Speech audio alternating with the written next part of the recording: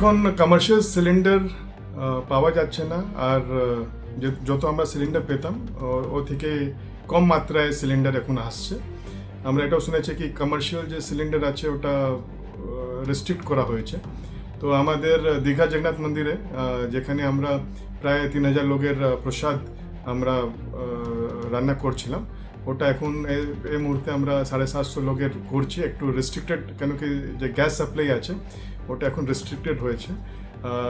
কিন্তু ভগবানের যে ভোগের জন্য যেটা লাগে ওটা গ্যাস এখন আছে, কিন্তু যে বাইরের লোকের জন্য আমরা তীর্থযাত্রীর জন্য যেটা আমরা ভোগটা রান্না হতো ওটা পরিমাণটা কমানো হয়েছে। আমাদের ইসকন কলকাতাতেও আমরা অনেক স্টেপ নিয়েছি। এখন এলপিজি সংকট যেটা হচ্ছে, সেই জন্যে আমরা এখন আমাদের যে সাধু সন্ন্যাসী থাকে ওদের জন্য খিচুড়ি রান্না করা হচ্ছে। আর এখন আমাদের 2 দিনের স্টক রয়েছে গ্যাসের, কিন্তু এখন আমরা চেষ্টা করছি কত গ্যাস পাওয়া যায়, এর উপরে নির্ভর করবে।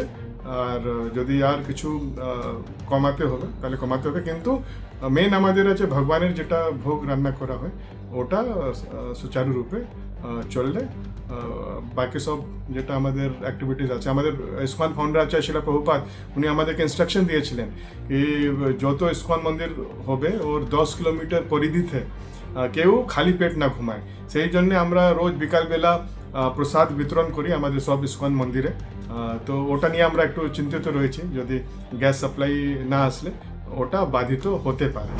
আর এলপিজি সাপ্লাই এটা ভালো।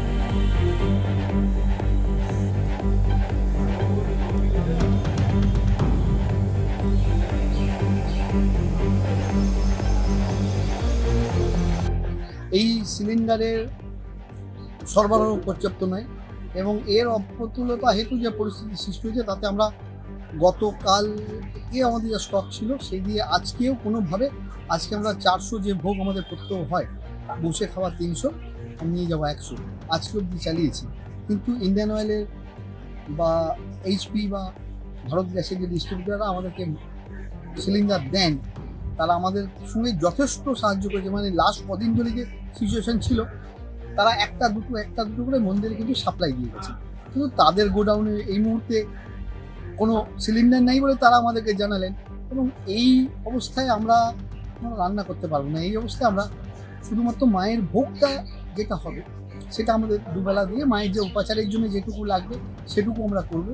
কিন্তু মানুষকে যে বসে আমাদের ভক্তদের প্রত্যেক দিনে যে খাওয়ার ব্যাপারটা থাকে 300 জন বসে 100 নিয়ে যাওয়া, এই ব্যাপারটা আমরা আগামীকাল থেকে মানে 13 তারিখ থেকে আপাতত পরিস্থিতি স্বাভাবিক না হওয়া অবধি আমরা মন্দিরে বসে খাওয়াটা বন্ধ রাখছি।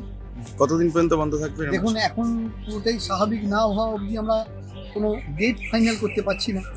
আর 2 নম্বর হচ্ছে আমাদের এই মুহূর্তে বিকল্প কোনো রান্না করার প্রসেসও কিন্তু আমাদের কাছে নেই, আগে আমাদের ছিল।